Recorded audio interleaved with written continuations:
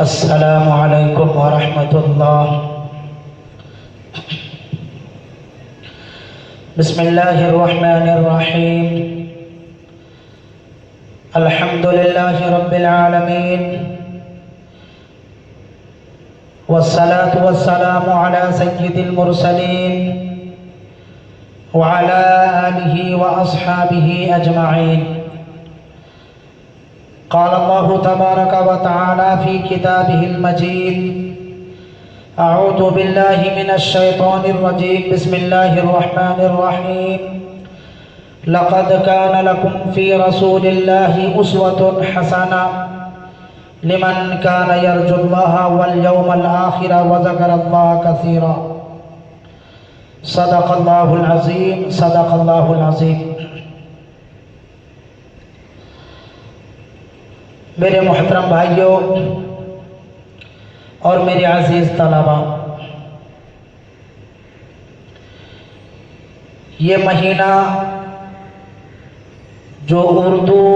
یا عربی یا اسلامی مہینوں کے حساب سے ربیع الاول کا مہینہ ہے، اس مہینے کے ساتھ کچھ خاص تاریخ جڑا ہوا ہے۔ وہ تاریخ، وہ واقعہ جو اس مہینے کے ساتھ جڑا ہوا ہے، جس کا تذکرہ، جس کی باتیں ہمارے سامنے آتی بھی رہتی ہے، یہ وہ مہینہ ہے جس مہینے میں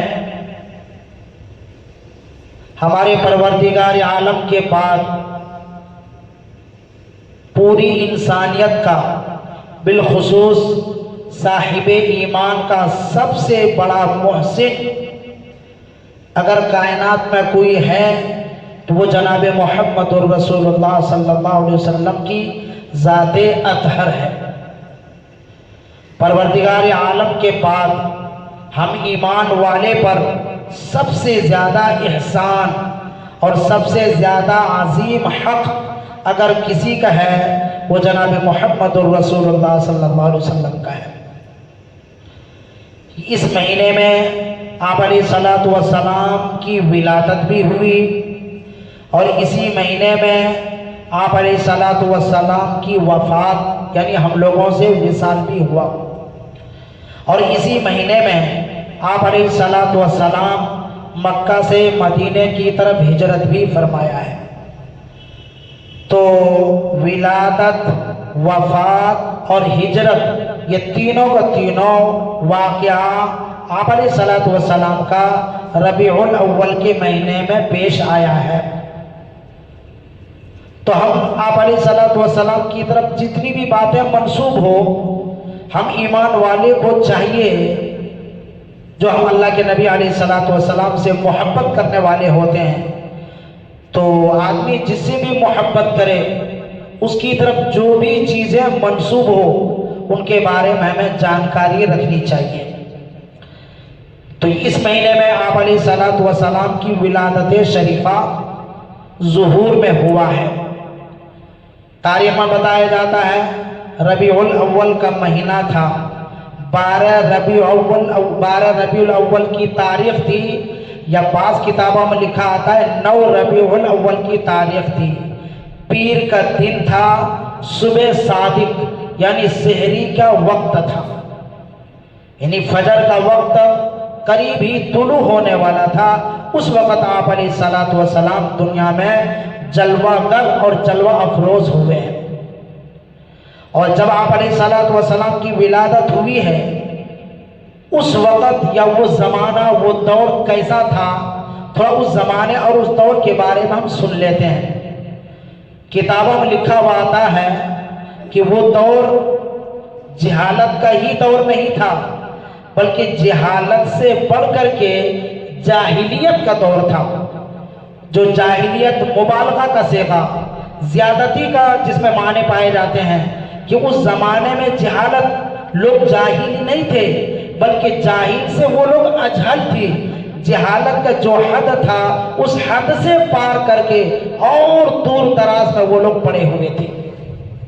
کہتا ہے اس دور میں کون سی ایسی برائی نہیں ہوگی جو برائی اس دور کے خاص طور پر مشرکین مکہ میں، ٹھیک نہیں، حجاز میں اور عرب میں وہ برائی ان لوگوں میں نہیں پائی جاتی ہوگی۔ اب سب سے بڑی برائی یہ سمجھیں کہ اگر کسی کے ہاں اگر بیٹی پیدا ہو جاتا، لڑکی پیدا ہو جاتا، تو کسی کے گھر میں یا کسی باپ کا بیٹی کا باپ بننا ان کے لیے عار سمجھا جاتا، معیوب سمجھا جاتا تھا، جس کی وجہ سے وہ لوگ یہ کرتے تھے کہ زندہ درگور اپنی بیٹی کو دفن کر دیتے تھے، مار بھی دیتے تھے۔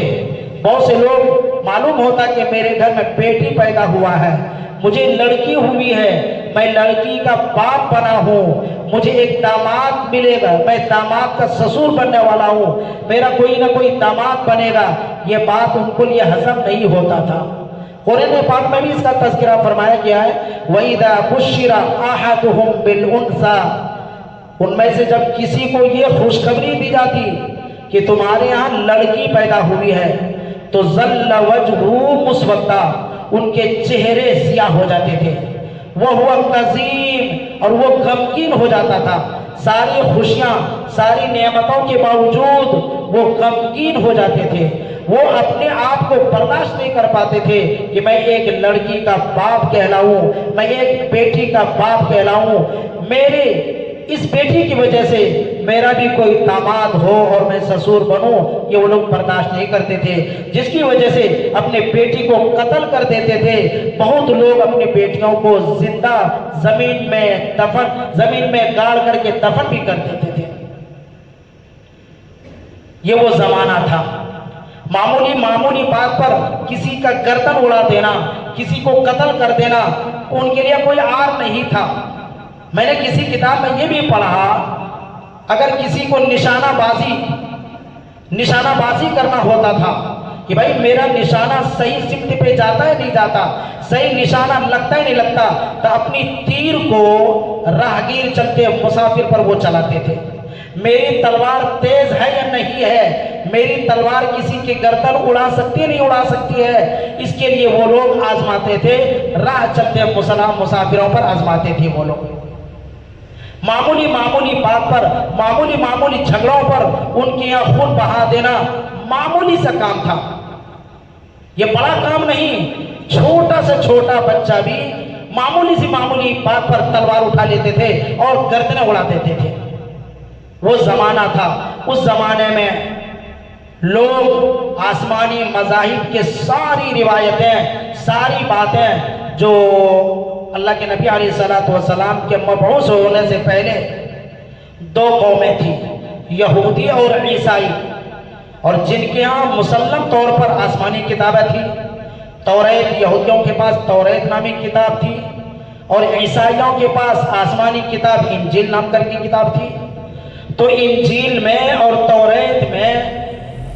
جو تعلیمات ہے اللہ کی جانب سے، اللہ کے نبی کی جانب سے جو بھی تعلیمات تھی، وہ ساری تعلیمات وہ لوگ بھلا دیے تھے۔ یہودی علماء تو توریت میں کیا مسئلہ لکھا ہے، کیا مسائل آیا ہوا ہے، لوگوں سے پیسے لیتے اور جھوٹ موٹ لوگ جیسا مسئلہ چاہتے ویسا مسئلہ بیان کر دیتے تھے اور کہہ دیتے تھے کہ توریت میں اسی طریقے سے مسئلہ آیا ہوا ہے، توریت میں یہی حکم ہے، بس پیسہ ہمیں چاہیے۔ تو توریت کے عالم علماء بھی بک گئے تھے، وہ لوگ بھی برے ہو گئے تھے۔ سب لوگ راہ حق سے، اللہ کی طرف سے جو دین دیا گیا تھا توریت کے ذریعے سے، موسیٰ علیہ السلام کے ذریعے سے یا انجیل کے ذریعے سے اور حضرت عیسیٰ علیہ السلام کے ذریعے سے جو دین حق جو دیا گیا تھا، اس دین حق سے وہ لوگ ہٹ گئے تھے، جس کی وجہ سے اللہ تعالیٰ نے نبی کے آخر الزمان پیغمبر محمد صلی اللہ علیہ وسلم کو مبعوث فرمایا۔ آپ علیہ السلام نے فرمایا کہ میں حضرت ابراہیم علیہ السلام کی دعا کا ثمرہ ہوں اور حضرت عیسیٰ علیہ السلام کی خوشخبری ہوں، اس لیے کہ حضرت ابراہیم علیہ السلام نے دعا کیا تھا، ربنا وابعث فیہم رسولا منہم یتلو علیہم آیاتی ویزکیہم ویعلمہم الکتاب والحکمہ۔ اے ہمارے رب، ہماری نسلوں میں، ہماری پشت در پشتوں میں کوئی ایسا نبی اور ایسا رسول مبعوث فرمائیے جو لوگوں کو آپ کی کتابوں کی تعلیم کرے، جو لوگوں کی تزکیہ کرے، جو لوگوں کو حکمت کی بات بتایا کرے۔ تو حضرت ابراہیم علیہ السلام کی وہ دعا تھی جس دعا پر حضور پاک علیہ السلام حضرت اسماعیل علیہ السلام کی اولادوں میں سے چلتے چلتے مکے میں آپ علیہ السلام کا وجود ظہور میں ہوتا ہے۔ اسی طرح سے حضرت عیسیٰ علیہ السلام نے بھی خوشخبری سنایا تھا، وَإِذْ قَالَ عِيسَى ابْنُ مَرْيَمَ يَا بَنِي إِسْرَائِيلَ إِنِّي رَسُولُ اللَّهِ إِلَيْكُمْ مُصَدِّقٌ لِمَا بَيْنَ يَدَيَّ مِنَ التَّوْرَاةِ۔ اے بنی اسرائیل، حضرت عیسیٰ علیہ السلام بنی اسرائیل کا نبی بنا کر کے مبعوث کیے گئے تھے۔ وہ بنی اسرائیل کے وہ نبی تھے، بنی اسرائیل کے پیغمبر تھے، بنی اسرائیل کے وہ رسول تھے۔ ان کا پیغام جو اللہ کی جانب سے ان تک آتا وہ پیغام بنی اسرائیل والوں کے لیے تھا۔ تو بنی اسرائیل کو خطاب کرتے ہوئے حضرت عیسیٰ علیہ السلام نے کہا کہ اے بنی اسرائیل، اللہ تعالیٰ نے ہمیں تمہاری طرف رسول بنا کر کے بھیجا ہے، اور سنو، تمہارے ہاتھوں میں جو کتاب ہے یعنی توریت، میں اس کی تصدیق کرتا ہوں۔ توریت میں جتنے بھی احکام ہیں ان احکام کو میں بھی قبول کرتا ہوں، اور انہی احکام کی میں بھی تبلیغ کرتا ہوں۔ مزید اللہ تعالیٰ نے کچھ احکام ہمیں دیے ہیں، چونکہ حضرت عیسیٰ علیہ السلام کے دور تک توریت میں بہت سارے احکام جو حلال تھے، لیکن یہودی لوگوں نے وہ اپنے اوپر وہ احکام حرام کر لیے تھے۔ اسی طرح سے توریت میں کچھ احکام ایسے تھے جو حرام تھا بنی اسرائیل والوں کے لیے، لیکن حضرت عیسیٰ علیہ السلام کے زمانہ آنے تک ان یہودیوں نے وہ چیزیں اپنے لیے حرام کر لیا تھا۔ تو ان چیزوں کو حضرت عیسیٰ علیہ السلام نے توریت میں جو چیزیں حرام تھی ان چیزوں کو حرام کی تبلیغ کی، اور جو چیزیں حلال تھی ان چیزوں کو حلال ہی بتایا۔ تو اللہ کے نبی علیہ السلام نے جو فرمایا ہے کہ میں حضرت ابراہیم علیہ السلام کی دعا ہوں اور حضرت عیسیٰ علیہ السلام کی بشارت ہوں، جو حضرت عیسیٰ علیہ السلام نے بشارت دیا تھا اپنی قوم کو اور اپنے یہودیوں کو، کہا تھا کہ میں تمہارے درمیان جو کتاب ہے اس کتاب کی میں تصدیق کرتا ہوں، اور میں تجھے بشارت دیتا ہوں کہ میرے بعد آنے والا ایک رسول ہے جس رسول کا نام احمد ہوگا۔ چنانچہ حضور پاک علیہ السلام کا ایک نام محمد ہے اور ایک نام احمد بھی ہے، اور یہ دونوں نام خاندانی نام ہے۔ دادا جان نے غالباً احمد نام رکھا اور والدہ محترمہ نے غالباً محمد نام رکھا۔ دادا اور والدہ نے انہی دونوں میں سے کوئی نام انتخاب کیا ہے۔ محمد وہ ہستی، وہ ذات جس کی تعریف کی جائے، احمد جو بہت زیادہ تعریف کرنے والا۔ تو احمد اس ناطے کر حضور پاک علیہ السلام کا نام ہے کہ وہ اللہ کی تعریف کرنے والوں میں کائنات میں اس قدر، کائنات میں اس جیسا اللہ تبارک و تعالیٰ کی تعریف کرنے والی کہیں نہیں ہو، کوئی نہیں ہوگا۔ تو آپ علیہ السلام محمد اور آپ علیہ السلام احمد بھی ہے۔ تو 12 ربیع الاول پیر کا دن تھا، یہی ربیع الاول کا مہینہ تھا جس مہینے میں آپ علیہ السلام کی ولادت ہوئی ہے، مکہ مکرمہ میں ولادت ہوئی ہے۔ اچھا، آپ علیہ السلام یہ آخری نبی، ہم ایمان والے کو اس بات پر ایمان اور یقین رکھنا ضروری ہے کہ آپ علیہ السلام آخری نبی اور آخری پیغمبر ہے۔ آپ علیہ السلام کے بعد کوئی بھی نبی نہیں ہو سکتا، لا نبی بعدی۔ اللہ کے نبی علیہ السلام نے اعلان کر دیا صحیح حدیثوں میں، خود قرآن پاک میں فرمایا گیا محمد رسول اللہ، آپ علیہ السلام خاتم النبیین ہے، آخری نبی ہے۔ لیکن آپ علیہ السلام کی یہ صراحت کرنے کے باوجود قریب ہر زمانے میں کچھ ایسے بدبخت دنیا میں رونما ہوا ہے، ظاہر ہوا ہے، جنہوں نے اپنے آپ کو نبی ہونے کا دعویٰ کیا ہے، میں نبی ہوں۔ جیسے کہ قادیان میں مرزا غلام احمد قادیانی، انہوں نے بھی اپنے زمانے میں اپنے آپ کے نبی ہونے کا دعویٰ کیا۔ اسی طرح سے مصر کے علاقے میں بھی کسی نے اپنے آپ کا نبی ہونے کا دعویٰ کیا۔ حضور پاک علیہ السلام کے زمانے کے آخری دور میں بھی مسلمہ کذاب نام کر کے ایک بدبخت نے بھی اپنے آپ کا نبی ہونے کا دعویٰ کیا تھا۔ تو ہر زمانے میں اللہ کے نبی علیہ السلام نے فرمایا کہ لا نبی بعدی، میرے بعد کوئی نبی نہیں ہوگا۔ اگر میرے بعد کسی کو نبی ہونا ہوتا تو حضرت عمر فاروق وہ اس قابل تھے، حضرت عمر فاروق کے اندر وہ صلاحیت اور وہ قابلیت تھی کہ اللہ تعالیٰ اسے پیغمبر کا عہدے سے سرفراز فرماتا، نبوت انہیں عطا کرتا۔ لیکن حضور پاک علیہ السلام کے بعد کوئی نبی نہیں ہے۔ اگر ہمارے جیتے جاگتے زندہ رہتے ہوئے کہیں بھی اگر کوئی آدمی کتنا بھی پڑھا لکھا ہو، کتنے بھی بڑے خاندانی کیوں نہ ہو، اگر وہ اپنے آپ کو نبی ہونے کا دعویٰ کرے یا نبی پاک علیہ السلام کی ختم نبوت کا اگر وہ انکار کرے تو ہمارے علماء کرام کہتے ہیں کہ ان کی باتوں پر شک بھی کرنا، یعنی انہیں تو پورا انکار کرنا ہم پر لازم اور ضروری ہے۔ اگر کوئی آدمی اس کو شک کے دائرے میں بھی رکھ دے، بات تو صحیح کہہ رہا ہے، بات تو عقل کی کر رہا ہے، ایسی بات کر رہا ہے جو عقل میں آ رہی ہے۔ اگر اتنے تک بھی اگر کسی نہ کسی بات کو لے لیا، ختم نبوت کے مسئلے کو، ختم نبوت کے معاملے کو، پتہ وہ دائرے اسلام سے نکل جائے گا۔ اس لیے کہ ایمان والا اور اسلام مسلمان اسی کو کہا جائے گا جو آپ علیہ السلام کو نبی مانتا ہو، اور جس نے بھی آپ علیہ السلام کو نبی تسلیم کر لیا تو نبی کا مطلب ہے کہ نبوت خبر دینے والا۔ آپ علیہ السلام نے جتنی بھی خبریں دی ہیں، آپ علیہ السلام کی منہ مبارک سے، زبان مبارک سے جتنی بھی خبریں ہم تک پہنچی ہے، یا صحابہ کے ذریعے سے، تابعین کے ذریعے سے، اور دیگر علماء دین، مجتہدین، ان حضرات کے ذریعے سے جو بھی دین ہم تک پہنچا ہے، جو بھی خبریں ہم تک پہنچی ہے، انہیں حق ماننا، انہیں سچ ماننا، ان میں کسی قسم کا تردد اور شک کرنا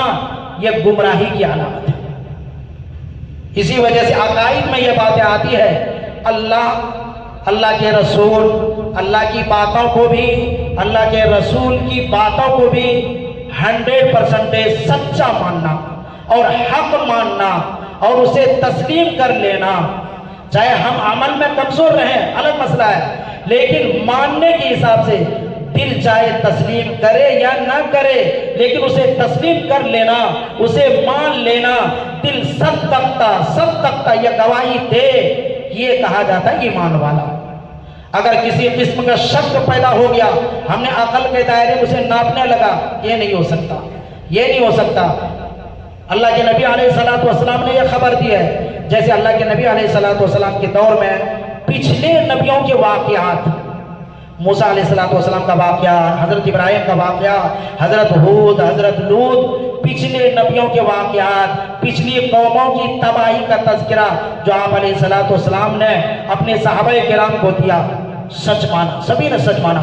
ماضی میں قیامت آنے والا ہے، قیامت میں کیا کیا ہونے والا ہے، جو بھی اللہ کے نبی علیہ السلام نے اپنی زبان مبارک سے خبر دی ہے، اسے ماننا، تسلیم کر لینا، اسی کو کہا جاتا ہے ایمان۔ اگر اس میں ہم کمزور رہیں تو پھر ہمارا ایمان کمزور ہے۔ تو آپ علیہ السلام کو نبی ماننے کا مطلب یہ ہے کہ آپ علیہ السلام کی ساری باتوں کو ہم مانیں، تسلیم کریں، آپ علیہ السلام سے سچی محبت کریں، اور اپنی جان سے بھی زیادہ، اپنی اولاد سے زیادہ، اور اپنے نزدیک جتنی بھی محبوب چیزیں ہو ان تمام سے زیادہ، سب سے زیادہ ہماری محبت اللہ کے نبی علیہ السلام سے ہو۔ اس لیے کہ اللہ کے نبی علیہ السلام کا فرمان ہے، خود آپ علیہ السلام نے فرمایا کہ وہ کامل، لا یؤمن احدکم حتی یکون احب الیہ من ولدہ ووالدہ والناس اجمعین، وہ ایمان والا، کامل ایمان والا ہو ہی نہیں سکتا جس کے نزدیک میں سب سے زیادہ محبوب ہوں، جس کے نزدیک میں سب سے زیادہ محبوب ہوں، کس سے زیادہ؟ اس کی اولاد سے زیادہ، اس کے والدین سے زیادہ، اور تمام لوگوں سے زیادہ۔ اسی طرح سے ایک حدیث میں اللہ کے نبی علیہ السلام نے فرمایا کہ وہ شخص بھی کامل ایمان والا نہیں ہو سکتا جو سب سے زیادہ محبت حضور پاک علیہ الصلوۃ والسلام بما جاء به النبی، حضور پاک علیہ الصلوۃ والسلام جو دین لے کر آئے، جو شریعت لے کر آئے، جو مذہب لے کر آئے، جو اسلام لے کر آئے، یعنی اللہ تعالیٰ نے جو دین طریقہ شریعت دیا اس سے وہ محبت نہ کرے،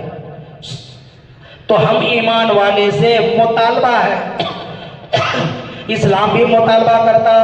اللہ تعالیٰ ہم سے مطالبہ کرتا ہے کہ ہمارے دل میں سب سے زیادہ محبت جناب محمد الرسول اللہ صلی اللہ علیہ وسلم سے ہو۔ ایک شعر بھی کسی شاعر نے کہا ہے کہ ایمان والے کے لیے حضور سے محبت یہ دینی حق کا شرط اول ہے، ایمان والے کے لیے دینی حق اور حضور پاک علیہ السلام سے محبت شرط اول ہے، اگر کوئی صاحب اسی میں کمزور ہو گیا پھر ہر چیز میں وہ کمزور ہے۔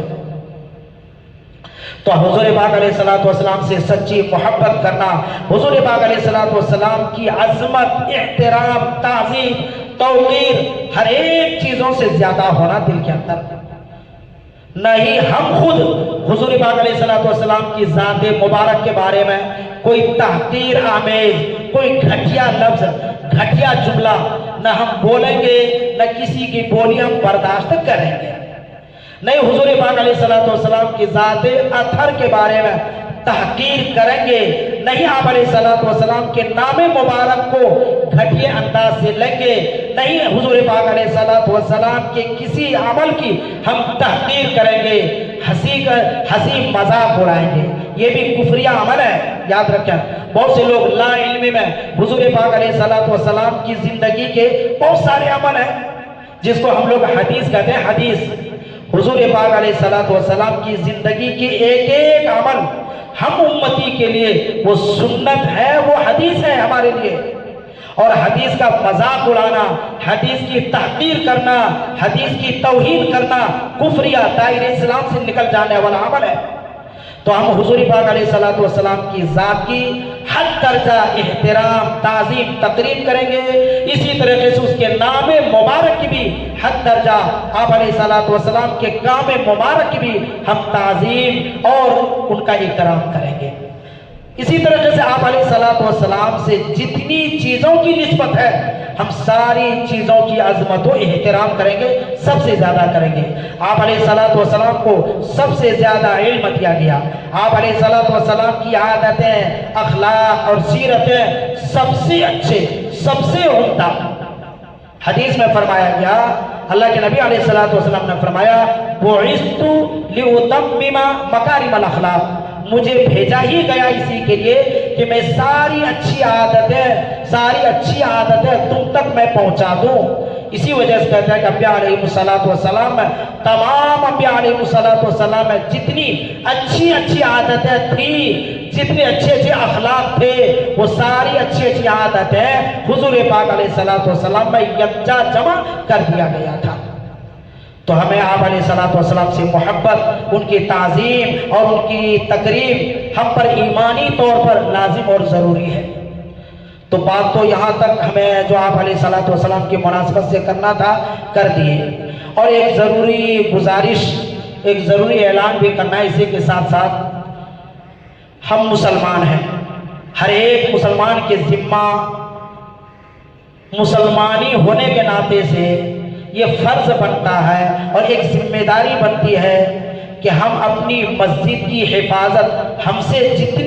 جتنا ہو سکتا ہم کریں، اپنی مسجد کی حفاظت، اپنے قبرستان کی حفاظت، اپنے درگاہ، قبرستان یا مسجد، مدرسہ اور بھی جو وقف کے جتنی چیزیں ہوتی ہے ان کی حفاظت کی ذمہ داری مسلمانوں میں سے ایک ایک فرد کی ذمہ داری ہے۔ یہ حفاظت کی ذمہ داری کسی کمیٹی، کسی تنظیم یا کسی ملی جماعت ہی پر ضروری نہیں ہے، بلکہ مسلمانوں میں سے ہر ایک فرد پر اس کی ضروری ہے۔ ابھی جو سرکار نے، گورنمنٹ نے کچھ قانون نکالا ہے، وقف کی جو جائیدادیں ہیں، جو زمینیں ہیں، ان کے خلاف کچھ قانون انہوں نے بل پاس کیا ہے۔ بل تو پاس نہیں ہوا انہوں نے، لیکن ایک تجویز رکھا ہے، اگر وہ بل پاس ہو جاتا، وہ قانون اگر لاگو ہو جاتا تو ہمارے دانشوروں نے اور سمجھنے والوں نے یہاں تک اندیشہ کیا ہے کہ اگر وہ بل پاس ہو گیا تو ہم مسلمانوں کے ہاتھوں سے مسجدیں بھی نکل جائیں گے، مدارس بھی نکل جائیں گے، قبرستان بھی نکل جائیں گے، اسی طریقے سے وقف و پراپرٹی جتنی بھی ہے وہ ہمارے ہاتھوں سے نکل سکتا ہے اور گورنمنٹ کے ہاتھوں میں اور گورنمنٹ کے قبضوں میں آ سکتا ہے۔ تو ابھی یہ مرحلہ پیش آیا کہ بل تو پاس نہیں ہوا، لیکن یہ معاملہ ایک مشترکہ کمیٹی کو دیا گیا ہے، اور مشترکہ کمیٹی نے لوگوں سے رائے طلب کیا ہے کہ اگر رائے جس طریقے سے لوگوں کے آتی ہے اسی حساب سے معاملہ کیا جائے گا۔ تو ہم مسلمانوں کی طرف سے جو نمائندہ حضرات ہیں انہوں نے یہ کہا ہے کہ سارے مسلمان اس میں رائے دیں کہ یہ بل ہمیں منظور نہیں ہے، اور یہ رائے دینے کا طریقہ یہ ہے کہ QR جو کوڈ ہے اس QR کوڈ کو اسکین کریں اور اسکین کر کے سینڈ کریں کہ مجھے یہ بل منظور نہیں ہے۔ ہر کوئی کرے، خود بھی کریں، اپنے گھر میں جتنے بھی اینڈرائیڈ موبائل ہو اینڈرائیڈ موبائل سے ہر کوئی کرے، جتنا ہو سکتا ہو اس میں حصہ ضرور لیں۔ انشاءاللہ نماز کے بعد بھی اس بارے میں کچھ بات کی جائے گی، آپ لوگ سنیں۔ اللہ ہم سب کو کہنے سننے سے زیادہ عمل کی توفیق عطا فرمائے۔